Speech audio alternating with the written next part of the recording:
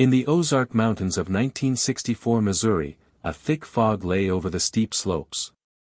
It was here that James Harrington, a ranger for the United States Forest Service, ventured into an unexplored area. His mission was to conduct a survey for the expansion of the Mark Twain National Forest, a routine task of mapping lands for potential federal acquisition. Yet, this ordinary mission would inadvertently uncover one of the most disturbing cases of family isolation and consanguinity ever documented in the state. According to his testimony to the Shannon County Department of Social Services, a document that would remain sealed for nearly 3 decades, Harrington reported, "I was following the course of an unmapped stream when I noticed signs of human occupation. First, a rudimentary fence, then smoke rising through the trees, and finally a clearing with several structures that weren't on any official record." Without confrontation, Harrington managed to leave the property and immediately reported his discovery to county authorities. His training in biology had enabled him to recognize clear signs of genetic problems among the family members he had briefly observed, a pattern he correctly associated with possible consanguinity. It wasn't just a family living outside the system, Harrington explained in a 1990 interview for the Missouri Department of Conservation. It was a family that seemed to be physically deteriorating due to genetic isolation. As a public official, I felt I couldn't simply ignore it, even while respecting people's right to live as they choose. What the forest ranger discovered in that isolated clearing, more than 30 kilometers from the nearest community, defied any emotional preparation. He had found an entire family, later identified as the Holloways, who had been living completely isolated from the outside world for at least 4 generations. But the geographic isolation wasn't the only alarming factor. There were children with visible deformities, adults with almost identical facial features and their own language that I could barely understand, Harrington continued in his account. When I identified myself as a government employee, the older man just pointed a shotgun in my direction and said something like, "No stranger brings anything good." The Ozark Mountains, or Des Abu, with their rugged topography and dense vegetation, have always harbored isolated communities. However, the case of the Holloway family transcended typical American rural isolation. Subsequent investigations would reveal a closed family system where, for more than 70 years, marriages between cousins, uncles and nieces, and even between siblings had become the norm. Rural physician Dr. Robert Fielding, the first professional to examine some family members after the discovery, wrote in his personal notes, "In 27 years of medicine in rural communities, I have never witnessed such a concentration of genetic anomalies in a single family group. Consanguinity here is not occasional, but systemic and multigenerational." After the discovery, official county records consulted showed only vague indications of the family's existence, a birth certificate from 1887 for one Jeremiah Holloway, some sparse mentions in early century censuses, and then nothing. It was as if the family had simply disappeared from the records, while in reality they were going deeper into the mountains and into their own isolation. Those children never attended schools. Some adults barely knew there had been a world war or who was president, reported social worker Mary Carpenter, who participated in the first interventions. But the most disturbing thing was how they saw their own situation as normal. For them, the outside world was the aberration. Local authorities soon faced an unprecedented ethical and legal dilemma. How should they intervene in a family that had lived this way for generations? What would be the consequences of forced separation? And perhaps most importantly, how could such an extreme situation have remained invisible for so long in the mid-20th century? The answers to these questions would only begin to emerge when investigators managed to reconstruct the history of the Holloways, a saga dating back to the late 19th century that reveals as much about the geographic isolation of the Ozarks as it does about the institutional failures that allowed an entire family to disappear from society's view. Make sure you're subscribed to this channel. Stories like the Holloways, with all their original details preserved, rarely reach public knowledge. You won't find this anywhere else. The history of the Holloways in the depths of the Ozark Mountains officially begins in 1881, when Jeremiah Holloway, then 22 years old, acquired 120 acres of remote land in what is now Shannon County, Missouri.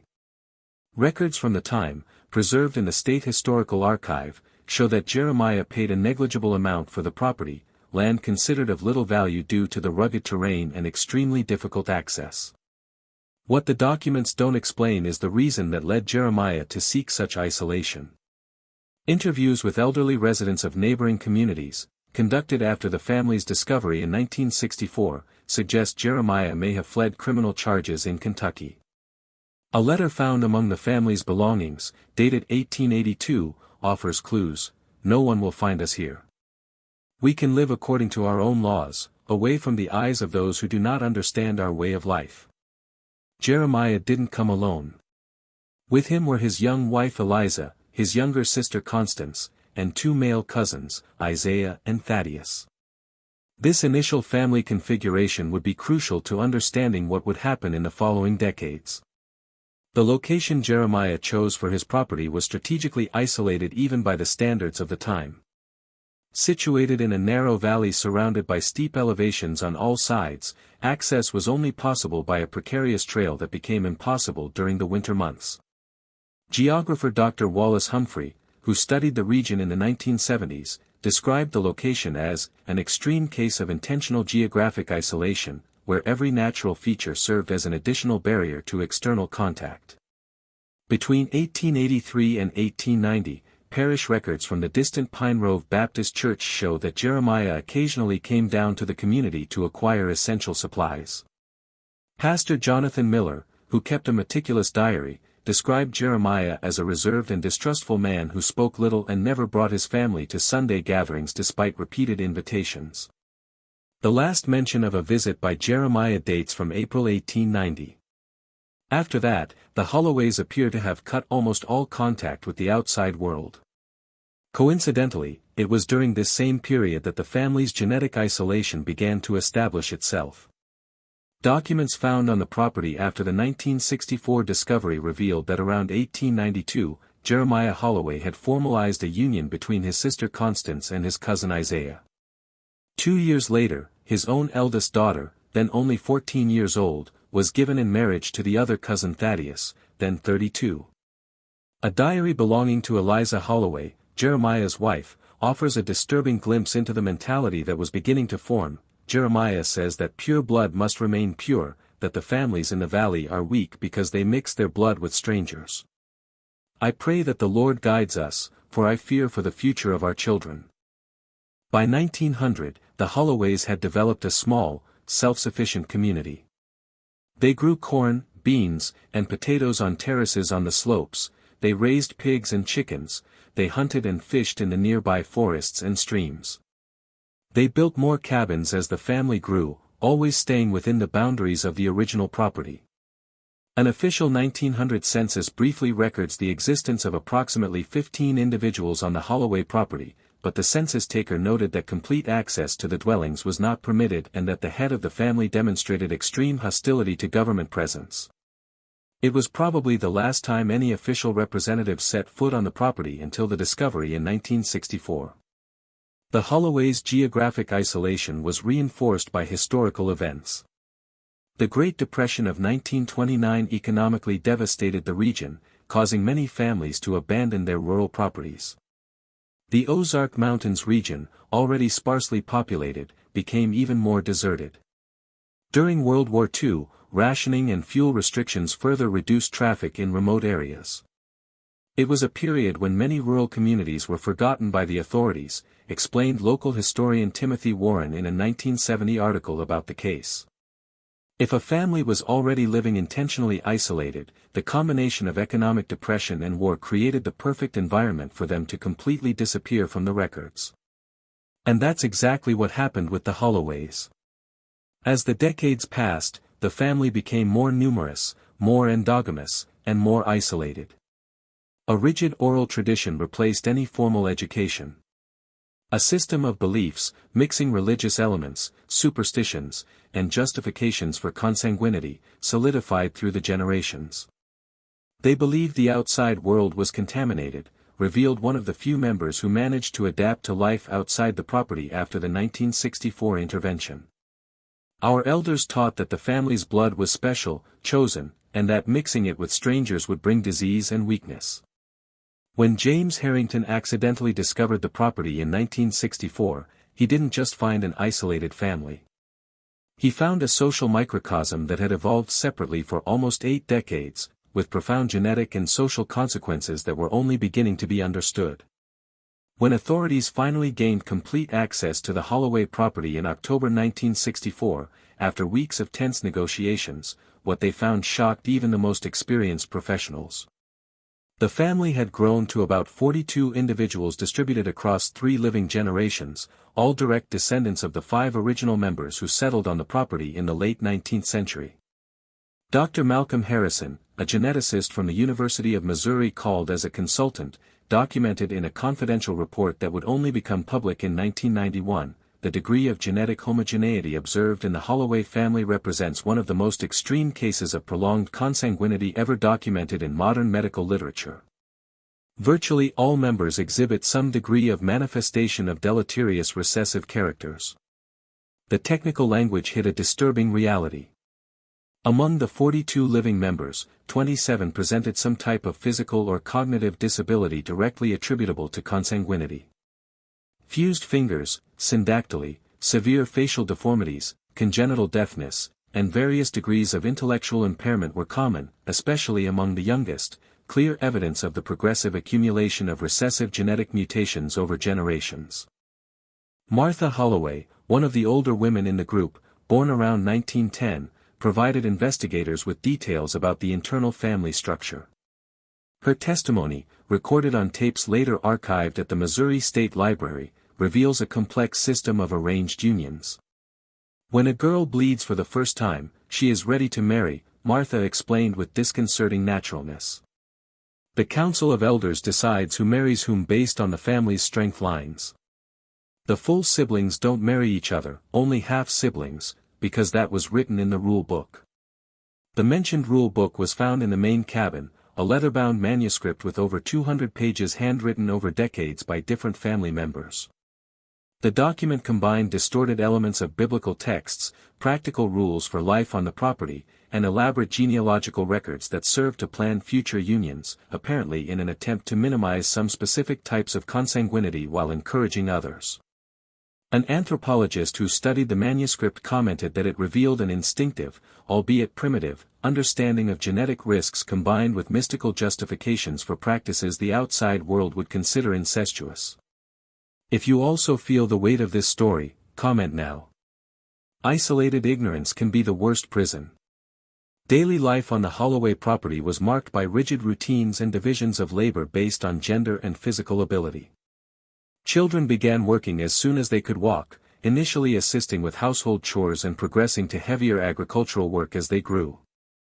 Formal education was non-existent, replaced by a system of practical learning and oral transmission of knowledge. Some older members knew how to read and write rudimentarily, skills transmitted from the founders, but many of the younger ones were completely illiterate. Their vocabulary was limited and mixed archaic English with unique expressions developed internally. They had their own words to describe medical concepts they empirically recognized, observed linguist Dr. Caroline Foster, who studied the family's dialect. Terms like weak blood and deep eyes were used to describe conditions we recognize as anemia and congenital microomia.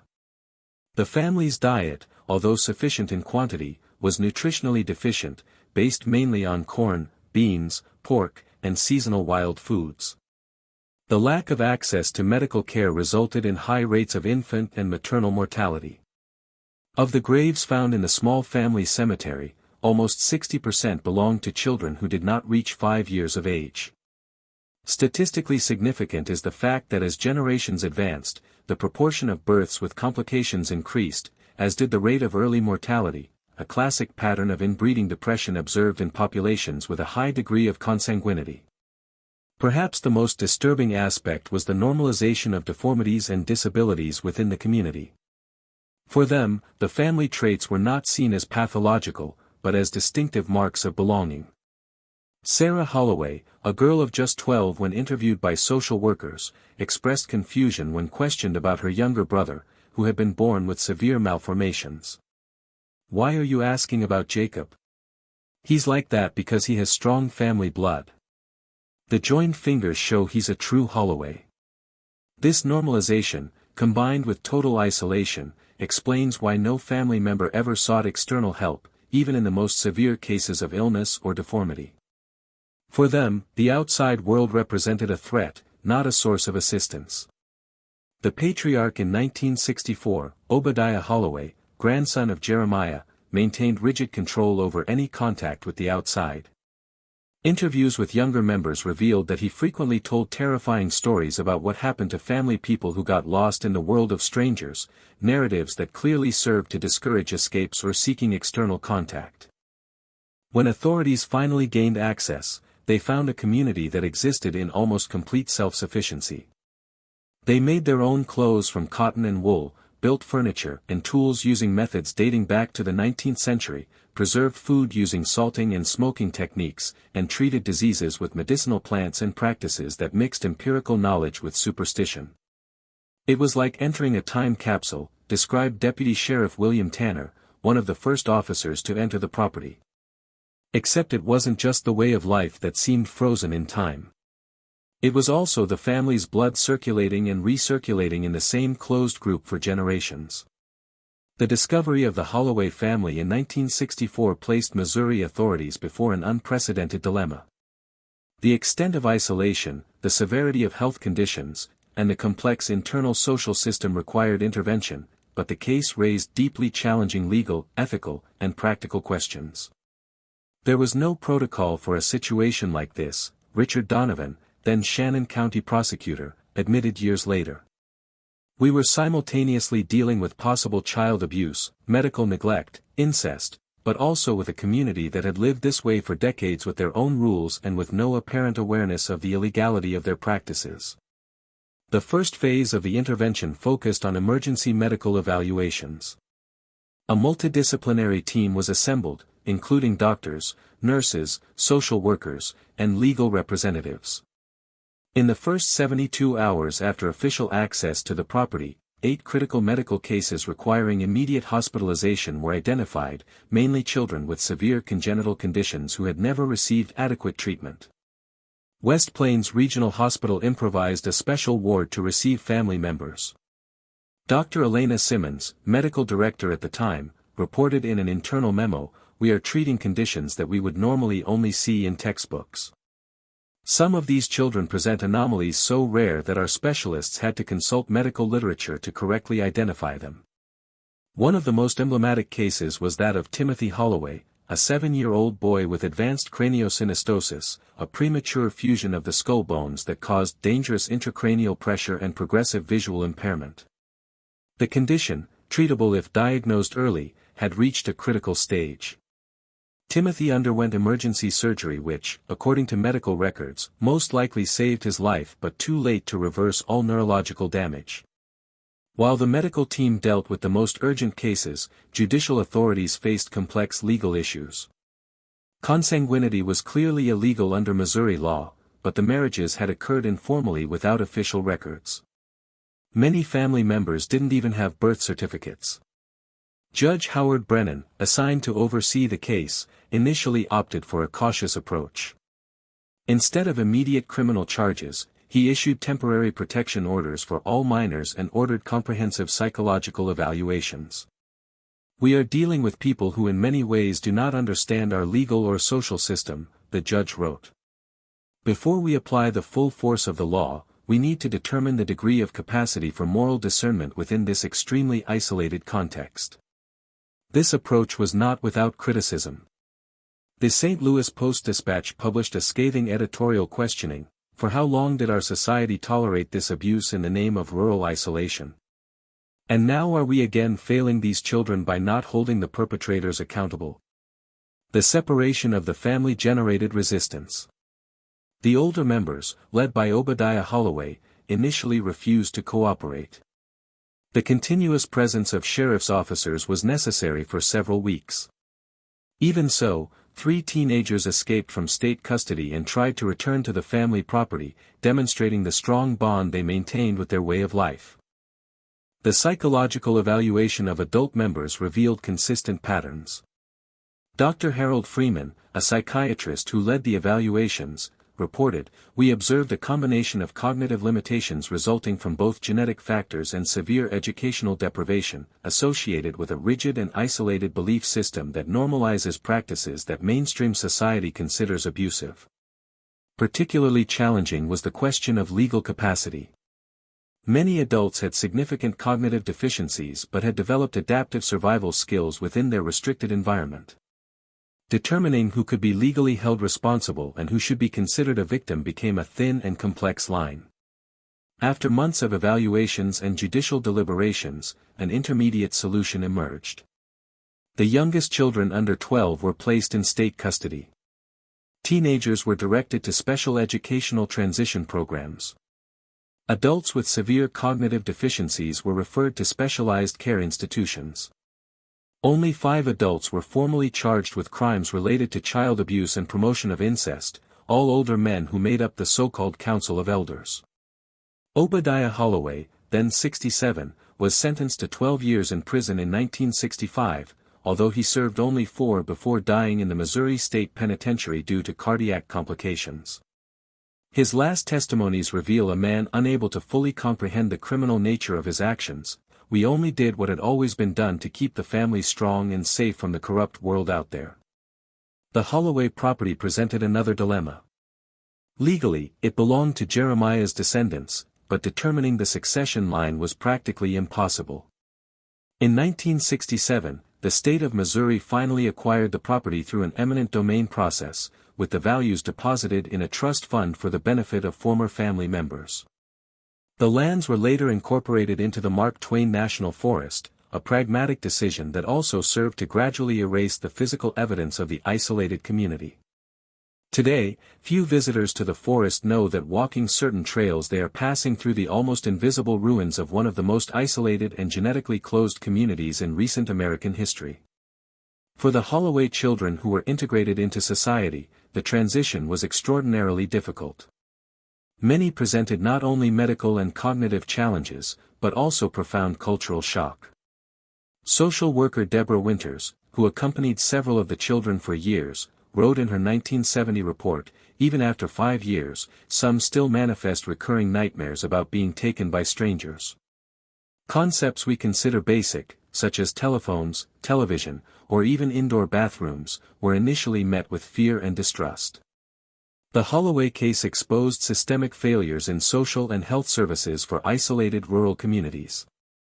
In direct response, the state of Missouri established in 1966 the Rural Outreach Program, specifically designed to identify and monitor families in remote areas, ensuring access to education, vaccination, and basic health services.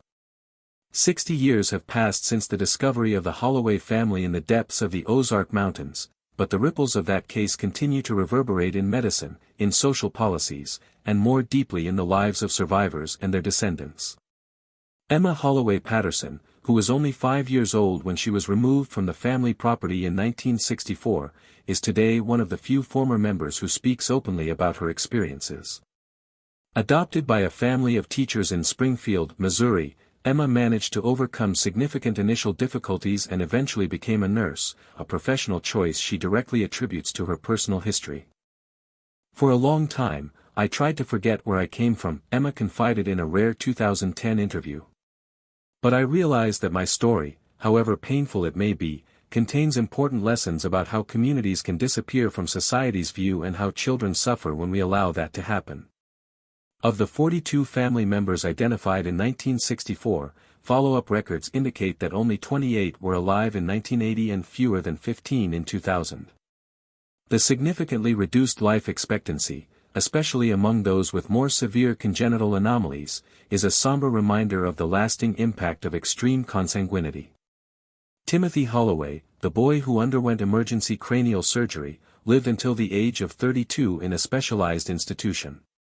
His drawings, impressive visual representations of memories of life on the property, were later published by the University of Missouri and are considered valuable anthropological documents.